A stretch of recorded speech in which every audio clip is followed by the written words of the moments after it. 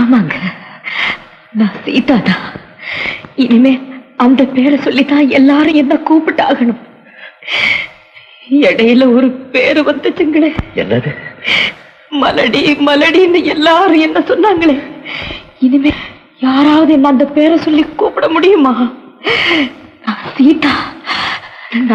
நான் பெத்தவங்க. நான் பெத்தவ. ரொம்ப பூரிப்பா இருக்கு, ரொம்ப பூரிப்பா இருக்கு. ஆனா லலிதாவோட நிலைமை நினைக்கும் போது ஐயோ, என்னங்க அவளுக்கு? சின்ன தம்பி, நீங்க கொஞ்சம் இப்படி வாங்க. சீதாமா, லலிதா ஒண்ணுமில்லை. அவளுக்கு என்னமோ ஏதோ இந்த சமயத்துல மனசை போட்டு குழப்பிக்காதீங்க. அவ சௌசியமா இருக்கு. இல்ல, நீங்க என்னமோ என்கிட்ட இருந்து மறைக்கிறீங்க. லலிதாவுக்கு எப்படி இருக்கு டாக்டர் சொல்லுங்க. ஒண்ணுமில்லை. கொஞ்சம் லலிதா மறைக்கு வாங்களே. ஏன் நீங்க பாருங்களேன். மிஸ்டர் சின்ன தம்பி, நீங்க இங்க பாத்துங்க. என்னங்க என்னங்க இதெல்லாம்? ஒண்ணும் இல்லையே. என்ன ஒண்ணுமில்ல. என்கிட்ட எதுவுமே சொல்லாம நீங்களா இப்படி தவிச்சிட்டு இருக்கீங்களே. போங்க, போய் லலிதாவுக்கு என்னாச்சுன்னு பாருங்க. அவங்க இங்க என்ன சொல்றாங்க? ஐயோ, முதல்ல அங்க போய் பாருங்களேன். போங்களே, போங்க. சின்ன தம்பி கூட வாங்க. என்னடா சொல்றேன் வாங்க. லலிதாவுக்கு எப்படி இருக்கு? ஒண்ணுமில்லை, தைரியமா வாங்க. டாக்டர், நான்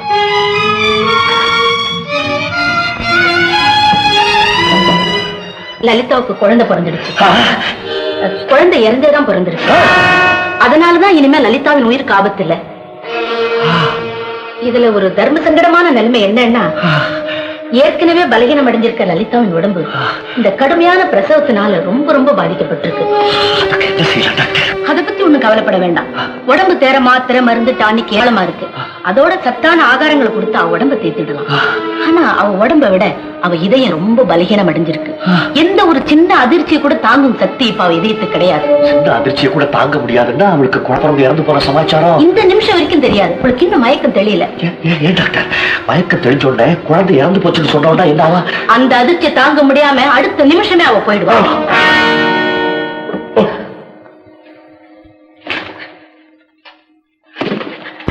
குழந்தைய பிறக்கலன்னு சொல்லிட்டா சொல்ல முடியாதுல்ல. 10 மாசம் சுமந்து இருக்கா. அவ எப்படி? என்ன டாக்டர் செய்யறது? அத பத்தி பேசுறதுக்கு தான் உங்களை கூப்பிட்டேன். லலிதாவுக்கு மயக்கம் தெளிஞ்சு அவ கண் முழிச்சு பாக்குறப்போ இன்னைக்கு பிறந்த ஒரு குழந்தை அவ பக்கத்துல கிடக்கிறத அவ பாக்கணும்.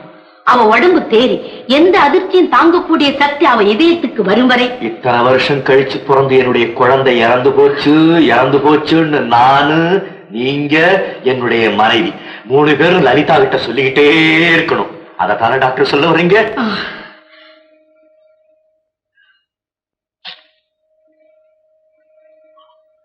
டாக்டர், நான் உங்களை கேட்கிறேன். கடைசி வரைக்கும் நீங்க சொல்லுவீங்களா? நான் சொல்லுவேன். உங்க மனைவி சொல்ல வைக்கணும். நான் என்ன பண்றேன் டாக்டர்? சரி வாங்க, ஒரு நிமிஷம் லலிதாவை நான் பார்க்க முடியுமா?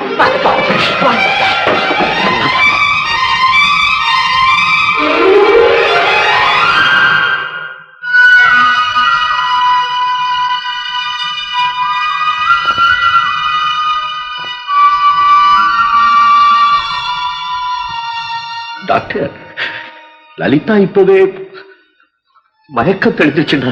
ஆமா, மயக்கம் தெளிய ஆரம்பிச்சிடுச்சு. சீக்கிரம் போங்க போங்க போங்க. என்னங்க லலிதாவுக்கு எப்படி இருக்கு? பரவாயில்ல. அப்படின்னா இப்போ ஒண்ணு ஆபத்து இல்ல. என்ன சொல்றீங்க? நீங்க அவளுக்கு குழந்தை பிறந்துருச்சா இல்லையா? குழந்தை பிறந்துருச்சு. பிறந்து இறந்து போயிடுச்சு. ஐயோ, தலைக்கும் குழந்தைய அவளுக்கு தங்காம போயிடுச்சா? என்னங்க கூட்டிட்டு போங்க. நான் இப்பவே லலிதாவை பார்த்தாகணும். அங்க போய் பிரயோஜனம் இல்ல. அவளுக்கு இன்னும் மயக்கம் தெரியலையே. அப்படின்னா மயக்கம் தெளிச்சதும் தான் பெத்த குழந்தை எங்கேன்னு கேட்பாளே. கேப்பா. நான் சொல்றத நல்லா கவனி. ஏற்கனவே அவளுக்கு உடம்பு ரொம்ப பலகீனமா இருக்குன்னு டாக்டர் அம்மா சொன்னாங்களே. இப்ப இந்த பிரசவத்துக்கு அப்புறம் உடம்பு மட்டும் இல்ல, இருதயமே பலகீனமா போச்சு.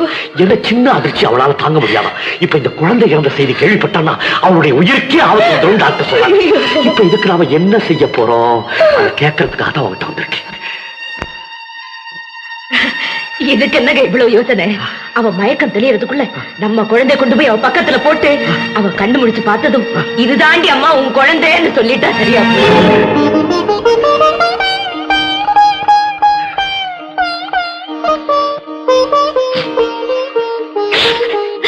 எங்க லலிதா மயக்கம் தெளிஞ்சு எழுந்திருச்சதும் என்ன பார்க்க வருவாள்ல? கண்டிப்பா பாப்பா. கொஞ்சம் இருங்க. வந்ததும் அக்கா உன் குழந்தை எங்கேன்னு கேட்டா நாம என்னங்க பதில் சொல்றது? சீதா, நேரமாகுது இல்ல? நீங்க எடுத்துட்டு போங்க. எனக்கு என்னன்னா, இப்ப நம்ம குழந்தை செத்து போயிடுச்சுன்னு சொல்லிட்டு அத்தனை வருஷம் கழிச்சு திடீர்னு அதுதான் நான் பெத்த பிள்ளை ஊரார் நம்புவாங்களா? சீதா, நாம உயிருக்குயிரா வளர்த்த லலிதா அவளுடைய உயிருக்காக போராடிக்கிட்டு இருக்கா. இந்த நேரத்துல அவளை பத்தி கவலைப்படாம ஊரார பத்தி கவலைப்படுறியே. உங்களுக்கு என்னங்க தெரியும் இந்த ஊரார் பேசுறத பத்தி? நான் போற இடமெல்லாம் இவ மலடி, இவ தொட்டது தொலங்காது, பட்டது வழங்காதுன்னு சொன்னாங்களே. அப்படி சொன்னவங்க முன்னால நான் என் குழந்தைய தூக்கிக்கிட்டு தலை நிமிர்ந்து நடக்கணும், நான் பெத்தவங்கிற பெருமையை காட்டணும்னு துடிச்சிட்டு இருக்கிற இந்த நேரத்துல என் வாயாலே என் குழந்தை செத்து போச்சுன்னு சொல்றீங்களே.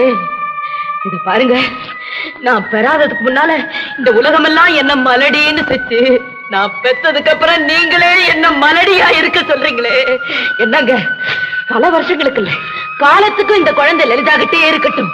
ஆனா இந்த குழந்தைய பெத்தவங்கிற பேரு மட்டும் எனக்கு தான் இருக்கணும். முடியாது, அதுதான் முடியாது.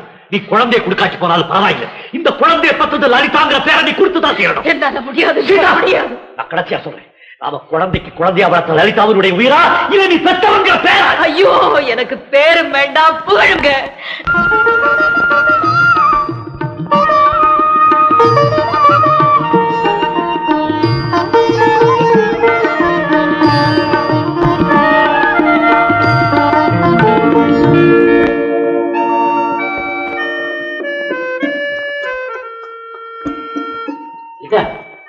என்ன லலிதா அது? நீங்க இந்த காலத்து நாகரிக பெண்கள் மாதிரி செஞ்சுக்கிட்டு இருக்க. என்ன இந்த காலத்து நாகரிகம்? இந்த காலத்து பெண்கள் தான் தாய்ப்பால் கொடுத்தா எங்க தன்னுடைய அழகு கெட்டு போயிடுமோன்னு பயந்து குட்டி பால் கொடுக்கறாங்களாமே. நீங்க அப்படித்தானே செஞ்சுட்டு இருக்க. இத பாரு, தாய்ப்பால் கொடுக்கலன்னா குழந்தைகள் ஆரோக்கியமா வளராதுன்னு பெரியவங்க எல்லாம் சொல்லுவாங்க. தாய்ப்பால் அதுக்குதான் நான் கொடுத்து வைக்கலையே. லலிதா, என்ன சொல்ற? எதுக்கு நீ கொடுத்து வைக்கல? ஒண்ணு இல்லைங்க, என் உடம்புலதான் ரத்தம் சுண்டி போய் பலகீனமா இருக்கேன்னு சொல்றாங்களே, நான் எங்கிருந்து தாய்ப்பால் கொடுக்கறது? இந்த காலத்து பெண்களாட்டம் தான் நடந்துக்க வேண்டியிருக்கு. என்னங்க, என்ன லலிதா? அந்த காலத்து பெண்களுக்கு உண்டான அத்தனை குணமும் பாக்கியமும் நிறைஞ்சவங்க அக்கா தானுங்க. அதுல என்ன சந்தேகம்? ஆனா பாவம், இவ்வளவு குணங்களை நிறைஞ்ச அவங்களுக்கு குழந்தை பாக்கியமே இல்லாம போயிடுச்சு பாத்தியா? என்னங்க, இந்த குழந்தைய லலிதா ஏன் நிறுத்திட்ட? ஒண்ணு இல்லைங்க, ஒண்ணு இல்ல, குழந்தையாவது பாக்கியமாவது பாருங்க, மனுஷாளுக்கு குணத்தினாலதான் பாக்கியம் வருமே தவிர பாக்கியத்தினால குணம் வந்துடாதுங்க. காட்டுலதான் பொறுக்குது நார்த்தங்கா, கடல்ல தான் பொறுக்குது உப்பு. இது ரெண்டுக்கும் ஏற்படுற உறவு என்ன, அதனால கிடைக்கிற சுவை என்ன? என்னமோ பாக்கியத்தை பத்தி பேசுனீங்களே, நானும் தான் பெத்தேன், அக்காவும் தான் பெத்தாங்க. ஆனா இந்த குழந்தைக்கு தாய்ப்பால் கொடுக்கக்கூடிய வலிவும் பொலிவும் அக்காவுக்கு தான் நீங்க கொடுத்து வச்சிருக்கு. குழந்தைய வச்சுக்கோங்க, அக்கா சாப்பிட்டாங்களா இல்லையா நான் போய் பார்த்துட்டு வரேன்.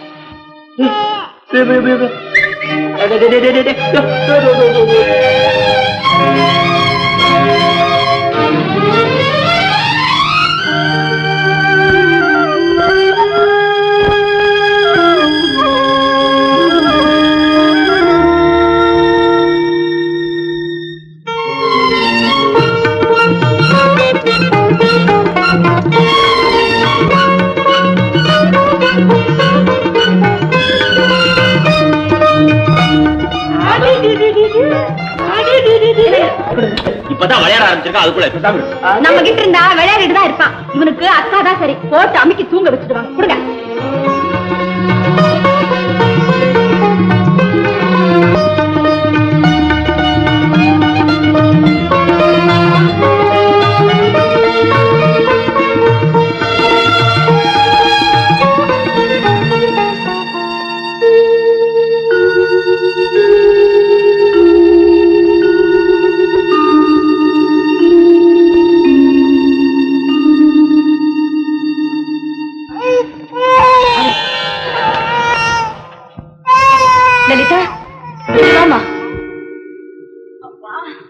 ஏமா உன் குழந்தை கொண்டு வந்து என் பக்கத்துல போட்டு போற? ஐயோ, இவனை சதா தூக்கி வச்சு என் கை காலு ஓஞ்சி போச்சுக்கா. அக்கா தூங்க வைங்களேன். இப்ப நான் தூங்க வச்சுட்டாலும் நடுராத்திரியில உன் கவனம் வந்து அழுதானா நான் என்ன பண்ணுவேன்? ஐயோ, என் உடம்பு தெரியாம பேசுறீங்களே. கை பிடிக்க பிடிக்க. ஐயோ, உடம்புல ரத்தம் இல்ல, நான் என்ன பண்ணுவேன்? ஏக்கா, நான் உயிரோடு இருக்கும் போதே என் குழந்தைய பாத்துக்க மாட்டேங்கிறீங்களே. பொசுக்குன்னு நான் போயிட்டா என் குழந்தை யாருக்கா பாத்துக்குவாங்க? இப்படி எல்லாம் பேசாத. நான் இல்ல உன் குழந்தைய பாத்துக்க மாட்டேன். நீ போய் நிம்மதியா தூங்க. பாத்துக்கிறீங்களா? போ, அது போதும். ஏதோ நீ இருக்கிறங்கிற தைரியத்தினால நான் அப்படி நடமாடிட்டு இருக்கேன். நான் யார நம்புவேன்? பிறந்த இடம் சரியில்லை, உடம்புல ரத்தமும் இல்ல. ஒரு புள்ளைய பெற்ற இந்த நடின்னா அடே எங்க அப்பா. இனிமே இந்த ஜென்மத்துக்கு வேண்டாப்பா, வேண்டாம்.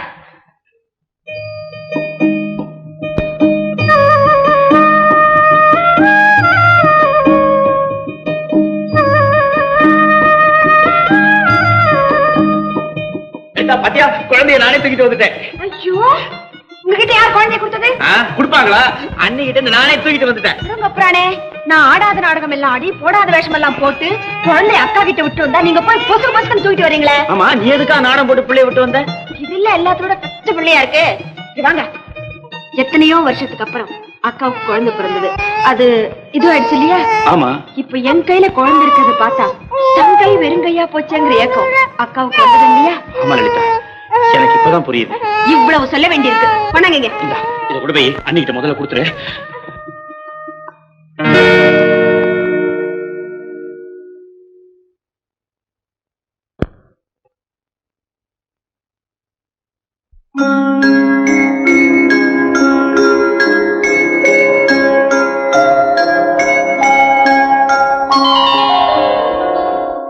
முத்தே மரகதமே கனியே சக்கரையே கொத்து மறுக்கொழுந்தே ஓடை பலாப்பழமே தத்தும் கிளியே தடாகத்து தாமரையே சந்தன சோலையே சாமந்தி பூக்காடே வடக்க பனிமலையே பனிமலையில்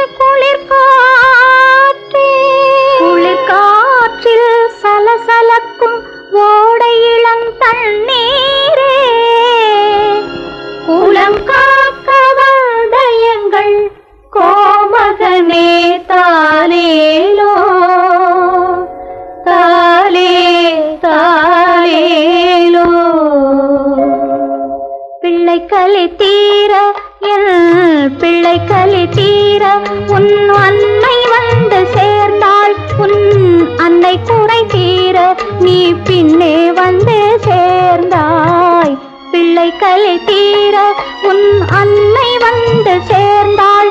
உன் அன்னை குறை தீர நீ பின்னே வந்து சேர்ந்தாய். ஆரிராரிராரோ ஆராரிராரோ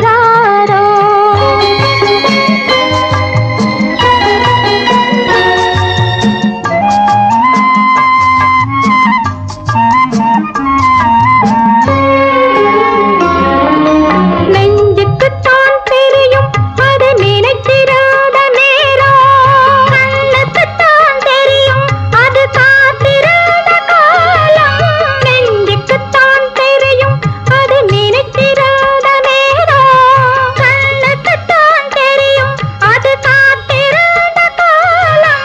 பெண்ணுக்குத்தான் தெரியும் உன்னை சுமந்திராத கோலம். பெண்ணுக்குத்தான் தெரியும் உன்னை சுமந்திராத கோலம்.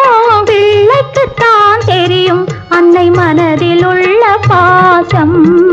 பிள்ளை கலி தீர பிள்ளை கலி தீர உன் அன்னை வந்து சேர்ந்தாள். உன் அன்னை குறை தீர நீ பின்னே வந்து சேர்ந்தாய். ஆரிராரிராரோ ஆராரிராரோ